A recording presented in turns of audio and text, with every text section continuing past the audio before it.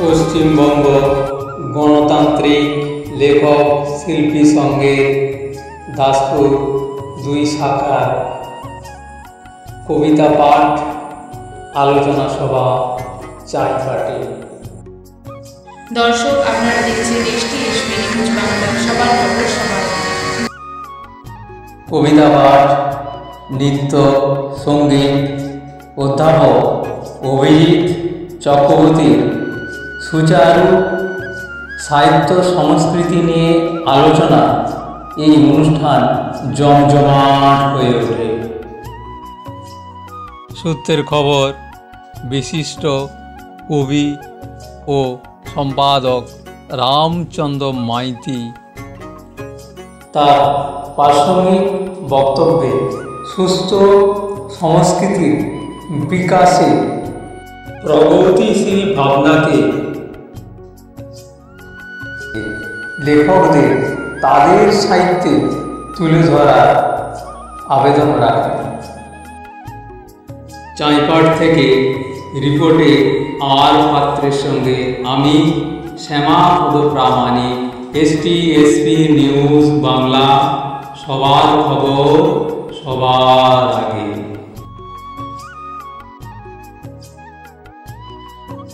লেখক শিল্পী সংঘ পক্ষ থেকে অভিনন্দন, শুভেচ্ছা এবং শ্রদ্ধা ভালোবাসা জানাচ্ছি।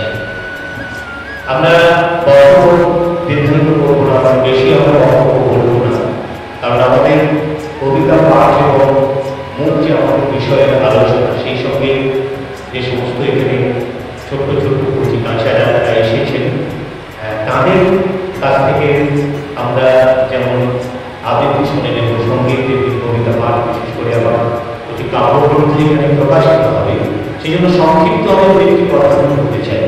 পশ্চিমবঙ্গ গণতান্ত্রিক লেখক শিল্পী সংঘের যখন যখন সৃষ্টি হয় একটা উদ্দেশ্য নিয়ে, অর্থাৎ উদ্দেশ্যটা অন্য কিছু নয়, আমাদের দেশে আমাদের রাজ্যে তখন একটা সুস্থ সংস্কৃতি, প্রগতিশীল সংস্কৃতির চর্চা বেশি বেশি করে প্রয়োজন আছে। তাই সুস্থ সংস্কৃতি, সৃজনশীলতার পক্ষে, সৃষ্টিশীলতার পক্ষে এবং প্রগতিশীল একটা ভাবনাকে, একটা প্রগতিশীল সাংস্কৃতিক ভাবনাকে মানুষের মধ্যে সঞ্চারিত করার জন্য, মানুষের মধ্যে বিস্তার ঘটানোর জন্য মূলত আমাদের লেখক শিল্পী সংঘের প্রয়োজন হয়েছে। এবং লেখক শিল্পী সংঘ, বিশেষ করে কবি সাহিত্যিকরা সেই সময় একটা জায়গায় মিলিত হয়েছিলেন এবং মিলিত হয়ে তারা একটা সংগঠন তৈরি করেছিলেন।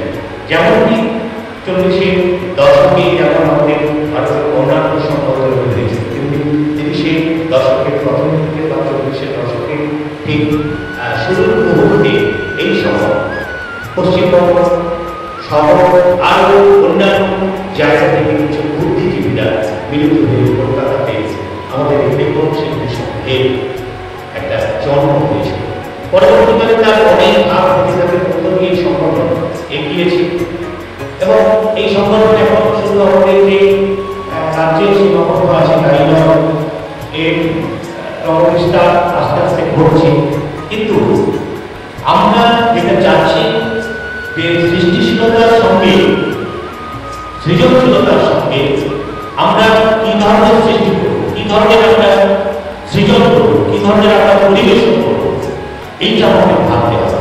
বিশেষ করে দেশে দেশে যদি আমরা ইতিহাসটা দেখবেন, যখন প্রত্যেকটি দেশে সমাজ বিপ্লব সংগঠিত হয়েছে, একটা সমাজকে ভেঙে যখন একটা নতুন সমাজের জন্ম হয়েছে, তখন আমরা দেখেছি সেখানে কিন্তু সাহিত্যিক লেখকদের একটা বড় ধরনের ভূমিকা আমরা দেখতে পেয়েছি। স্বাভাবিকভাবে আমাদের সেই লেখক শিল্পীদের একটা পজিটিভ, অর্থাৎ প্রগতিশীলতার পক্ষে একটা ভাবনা থাকে। তাই সেই ভাবনা কিন্তু সঙ্গে নিয়ে আমরা আজও চলছি এবং আগামী দিনে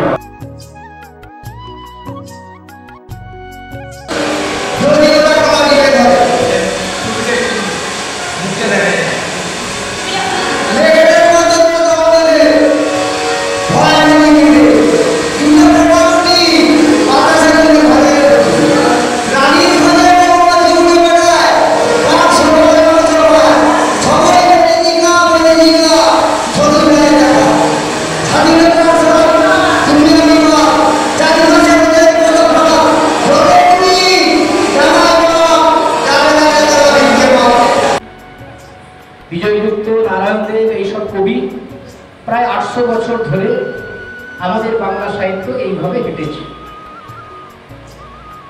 19বিংশ শতাব্দীতে আমাদের নবজাগরণ ঘটে, যাকে ইংরেজিতে বলে রেনেসাঁ, নবজাগরণ। অমলোচন বলুন একটু। হ্যাঁ হ্যাঁ ঠিক আছে। আমাদের আজ থেকে 200 বছর আগে নবজাগরণ ঘটেছিল বাংলায়। বিদ্যাসাগর রামমোহনকে আমরা পেয়েছি। বিদ্যাসাগর নারী মুক্তি আন্দোলনের জন্য প্রচেষ্টা নিয়েছিলেন, মূলত বিধবা বিবাহ আইন পাস, মেয়েদের শিক্ষা, স্ত্রী শিক্ষা, বাল্য বিবাহ রদ করেছেন। রামমোহন সতীদাহ প্রথা, যে ভয়ঙ্কর প্রথা ছিল, তার বিরুদ্ধে লড়াই করেছেন। সবই নবজাগরণের সময়।